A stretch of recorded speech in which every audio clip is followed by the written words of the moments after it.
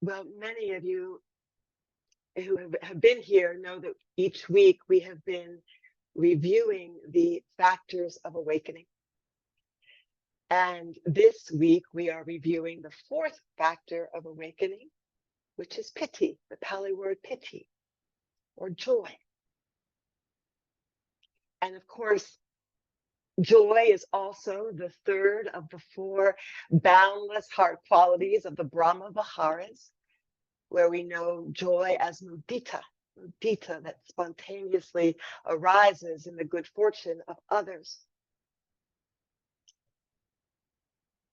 There's a Chinese proverb that says, if we keep a green bow alive in our heart, the singing birds will come.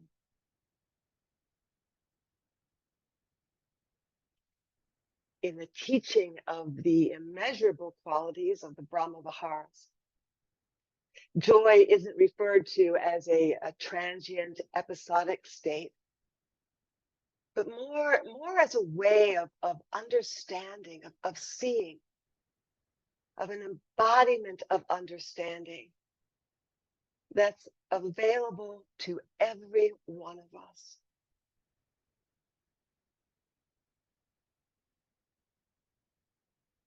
From the book Boundless Heart by Christina Feldman, she writes, cultivating joy as a way of being in the midst of all conditions and events of our life is an invitation to radically transform our understanding of joy, experiencing it not as a state, but as a place where our hearts rest.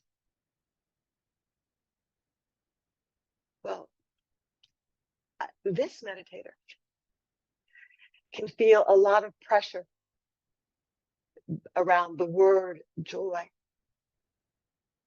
And what I've grown to appreciate and understand a little better through practice is that the pressure that I have experienced has been more about the way I've understood joy.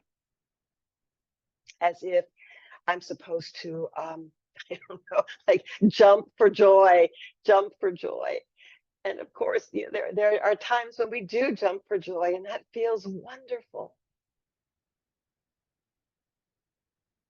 There's so many experiences that offer joy. Nature, music, poetry, the laughter of a child, clean water, a warm blanket. And we want to pay attention to those and savor them.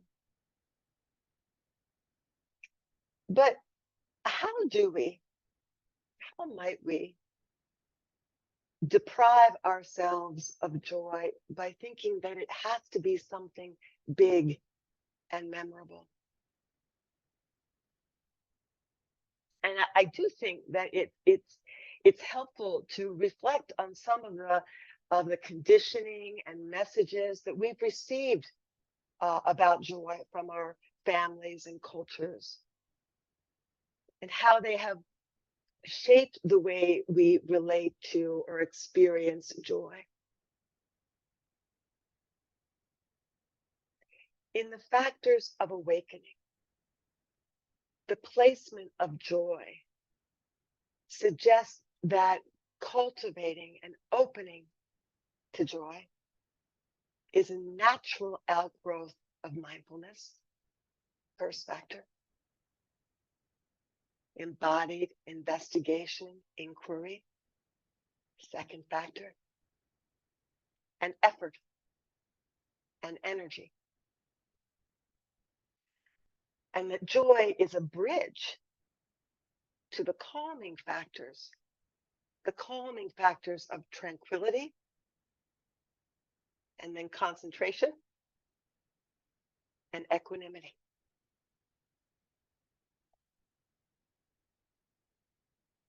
This is a short reflection from the Samyutta Nikaya Sutta, where Buddha says, when there is mindfulness, Dhamma investigation follows. With Dhamma investigation, energy is aroused, and with energy, joy arises. With joy, the body and mind become tranquil. With tranquility, there's a happiness. And with happiness, the mind becomes concentrated. This is different from the Merriam-Webster definition of joy, where it says joy is the emotion evoked by well-being, success, or good fortune, or by the prospect of possessing what one desires.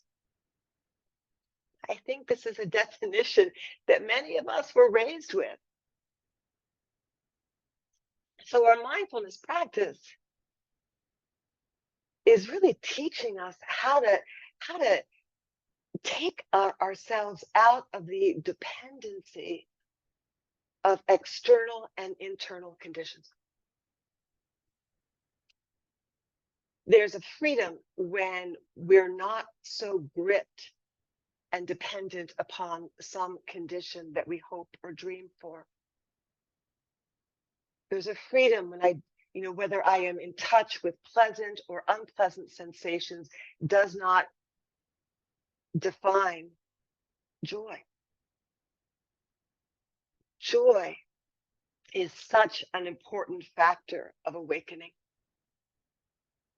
Many, many times I've heard Bill say, people often stop practicing when there's a dryness to practice. And joy is considered a vital component of awakening. It's an attitude of heartfelt interest, And that can make our practice sweeter. It helps to feed the enthusiasm and make the path a little more accessible and sustainable. We often say, you'll often hear us at the daily sit as we set up a practice, as if we are about to do something we really want to do, it. And when we begin to trust that we can ground and breathe, calm, settle, and soothe, we physically see some of the unbinding, we feel the unbinding and unwinding. That starts to feel good. When there is a release from the gripping and grasping, when there's a sense of relief, a little relief from an afflictive mind state, that starts to subside a little. Ooh, that starts to feel a little more ease and space. When that energy is freed up from the worry, the rumination of desires, of what I want, of what I don't want, of the regrets, there's a little more ease and space. Joy is released when we keep opening and softening. And there can be a deep, satisfying feeling. Sometimes we just get a glimmer of it, just a flash of it. It doesn't last, but we begin to trust and have confidence that it's available to us. It's here for us. We become more intimate with our hearts, minds, and bodies. And as our mindfulness grows and deepens, there can be a joy, or maybe delight is a better word, or contentment with how we are aware, how we are learning to be aware. Noticing that from this chair to my door, I got up and I got lost 20 times. 20 times I got lost. And appreciating the noticing. the coming back to a breath. And that's part of the awakening, noticing how distracted we've been. Where was I? And that we have this choice. We begin to really appreciate that we have this choice to begin again and again and again. Maybe joy is not always a word that fits. Maybe it's more a feeling of rightness. Oh, this is right understanding, right effort. This is what balanced energy feels like, or right speech. And this probably feels good, even if it's uncomfortable. We notice that we've met something that was difficult with a little more balance and sensitivity. And that might not be joyful in an ordinary sense. Some teachers will translate joy as the ability to say yes, yes, is an honest and courageous willingness to be present with life as it is. Yes, this is how it is. And yes, this is painful. Or yes to each breath. We can appreciate that we have this ability, we're growing the ability to choose where we pay attention and how we pay attention. And yes, to softening and allowing and holding our vulnerability with sensitivity and care. We start to grow confidence that we have a capacity to be joyful without needing some external conditions to be a certain way, or without needing some unpleasant feeling to go away. And Buddha taught, live in joy, in love, even among those who hate. Live in joy, in health, even among the afflicted. Live in joy and peace, even among the troubled. Look within, be still, free from fear and attachment. Know the sweet joy of the way. So let's keep the green bow alive in our hearts and trust that the songbirds, they're already here. Thank you for listening. Thank you for being here. Now let's turn to our practice. All right. You know what to do. Take this time to stretch, to let the body tell you what it needs.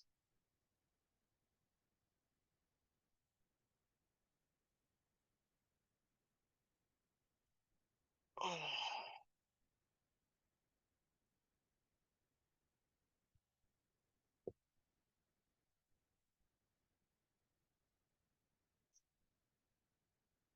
And notice what might need a little TLC today.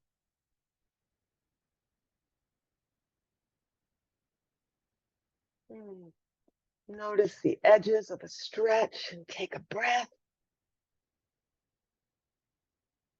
Sometimes I just imagine I'm turning doorknobs here. Feel the stretch of that. Maybe you need to shake it loose a little.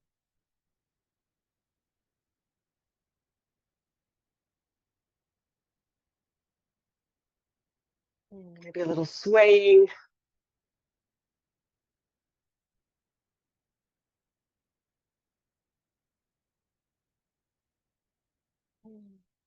A few sighs, perhaps. And please make sure that you have support beneath you, behind you, really setting up your practice with as much care and comfort as you need.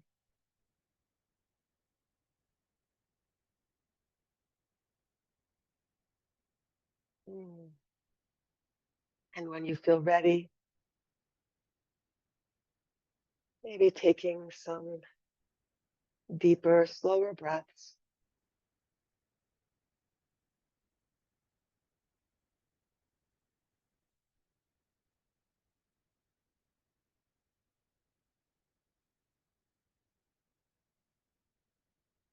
From the very beginning, noticing what is here for you, pleasant, unpleasant, caring enough to notice.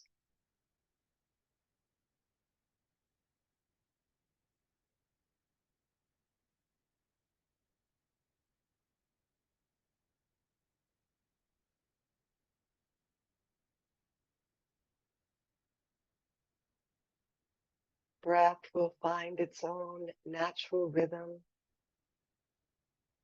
We're orienting toward a comfortable, easy breath.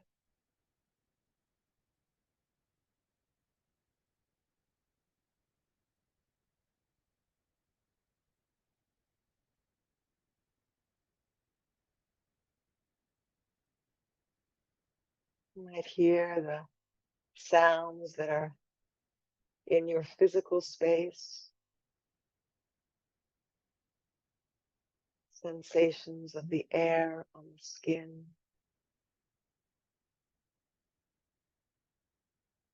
tastes in the mouth,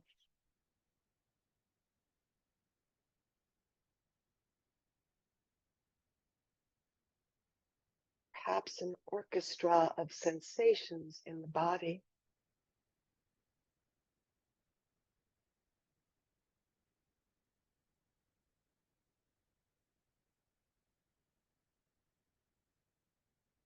Perhaps the eyes and face can soften a little.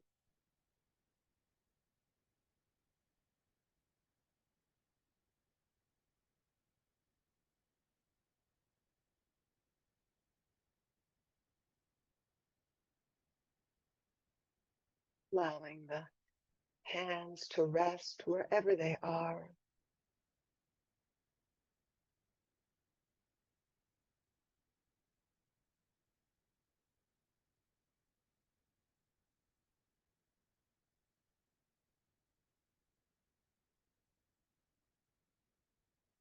Inviting the body to soften and unbind a little.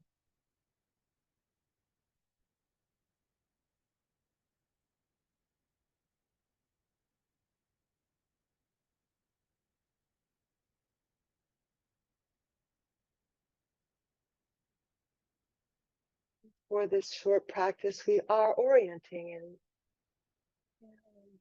this direction of comfort and ease.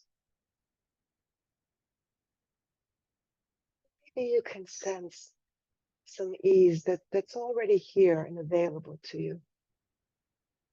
We're exploring.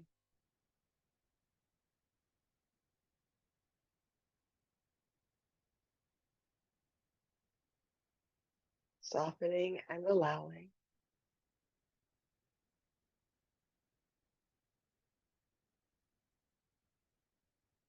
We're inviting the discursive thinking, planning, organizing mind, that it too can relax for this short practice and drop into the stream of body and breath.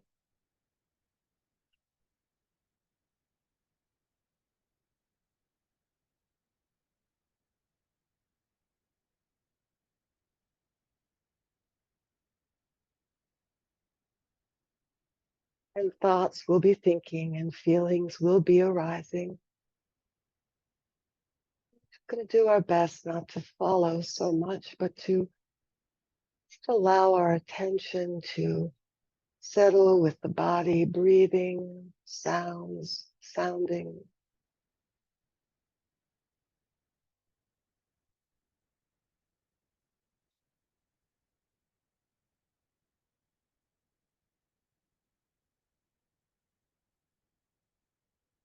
as if this moment has everything that you need.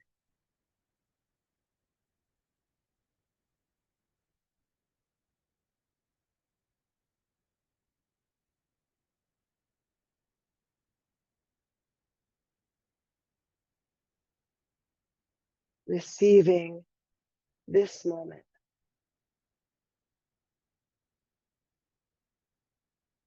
just as it is.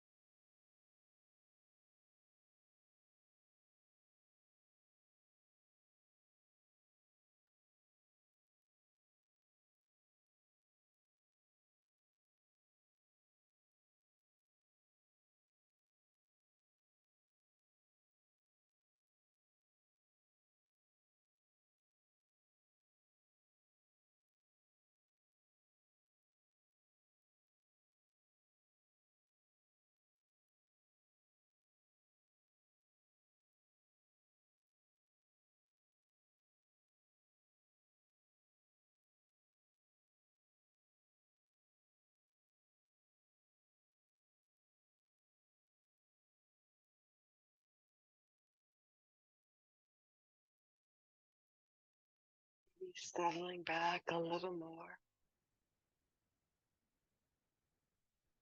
softening and allowing.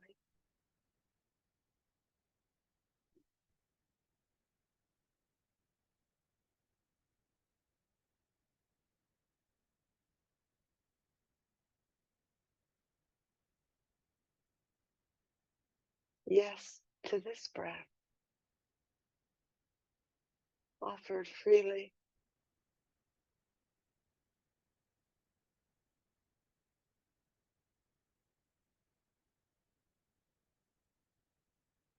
Yes to this moment,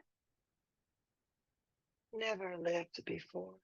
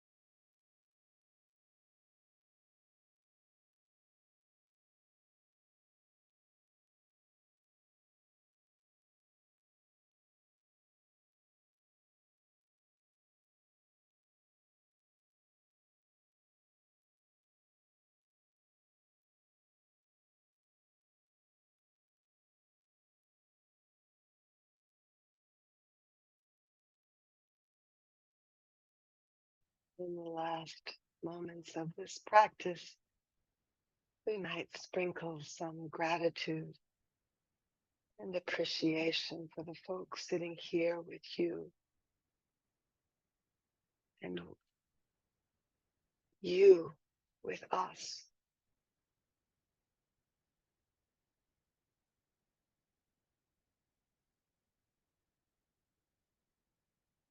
Each of us making room to be here as we are.